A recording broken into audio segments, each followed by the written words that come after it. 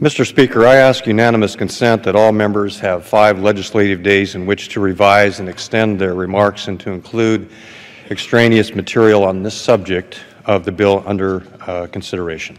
Without objection. Mr. Speaker, I yield myself such time as I may consume. Gentleman is recognized. Mr. Speaker, I rise today to urge support of H.R. 4137, the Preserving Welfare for Needs, Not Weed Act.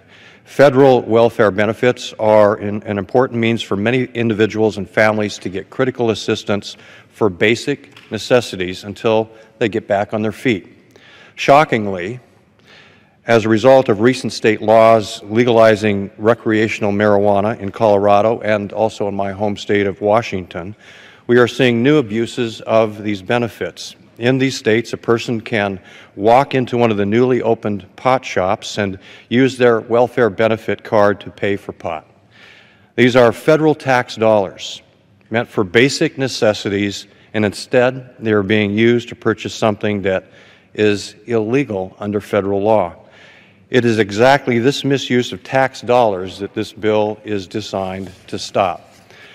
This bill, which I introduced earlier this year as chairman of the Ways and Means Subcommittee on Human Resources, the subcommittee with jurisdiction over the program that we're talking about tonight and that is being abused, will block access to welfare cash in stores selling marijuana.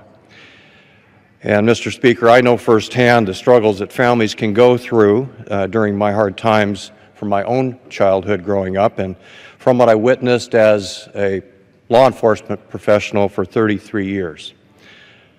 From the time I was a cop on the street in King County, Washington, through my days as the sheriff there, I witnessed how too often a lack of a job, living in a crime-ridden neighborhood, and using drugs tore families apart. In some ways, things have even gotten worse today. For instance, we have millions of long-term unemployed struggling to get back to work during the so-called Obama recovery. To make ends meet, many turn to benefits like TANF, which is the Temporary Assistance for Needy Families.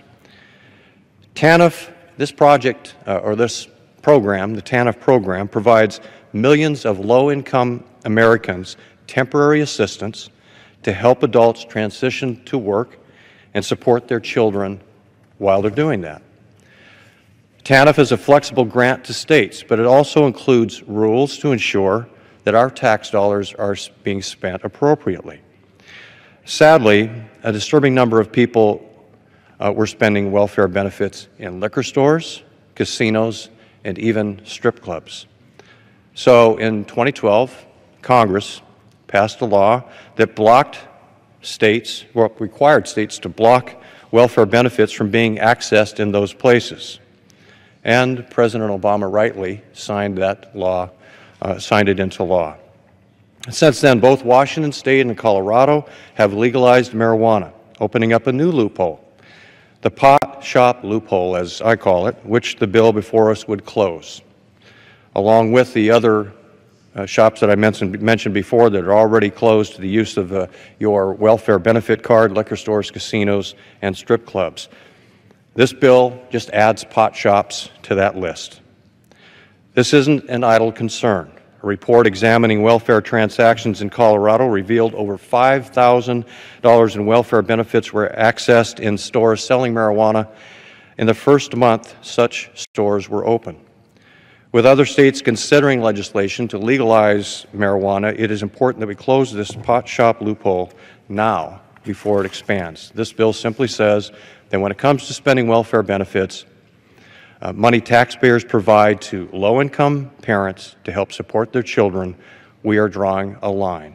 Taxpayer-funded welfare benefits must be spent on children and families' needs and not weed. I encourage all members to support this simple common sense fix so that welfare funds are used as they were intended to support the needs of low-income families and children and not support drug use. This legislation builds on good policy this chamber has already crafted and passed in the last Congress. It has no cost, according to the Congressional Budget Office, and most importantly, Mr. Speaker, it's the right thing to do, and I reserve the balance of my time. Gentleman from